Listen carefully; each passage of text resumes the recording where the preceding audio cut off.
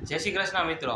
હમણાં થોડાક દિવસ પહેલાં જ ઓસ્ટ્રેલિયા અને સાઉથ આફ્રિકા વચ્ચે ટેસ્ટ WTC હતી 2025. તો પહેલા દિવસે સાઉથ આફ્રિકાના કેપ્ટને બહુમાએ પેટ કમિન્સને પૂછ્યું કે 5 દિવસ પછી આનો શું નિર્ણય છે. તો પેટ કમિન્સે કીધું ડેફિનેટલી અમે જીતવાના હોય ને, હજુ સુધીમાં કોઈ અમે હારતા જ નથી વધારે પડતા, તો અમે જીતશું. તો બહુમાએ કીધું કે જોઈએ આપણે 5 દિવસ પછી.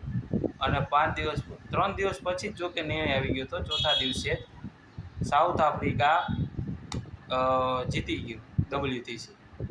ત્યારે ને બહુમાનો જે પ્રમાણનો એટીટ્યૂડ હતો સારો, જે પ્રમાણનો એટીટ્યૂડ હતો WTC જીતવાનો, બરાબર છે, એના ઉપર એમ કહેવું પડે કે ના, તમે જો વિચારો ને એ થઈ શકે.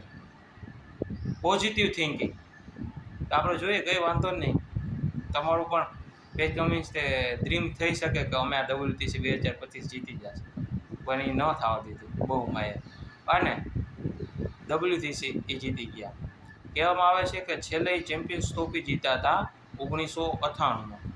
ત્યારબાદ 2025માં સાઉથ આફ્રિકા ICCની કોઈ ટ્રોફી જીતા હોય ને તો આ વર્ષે છે, ઘણા વર્ષો.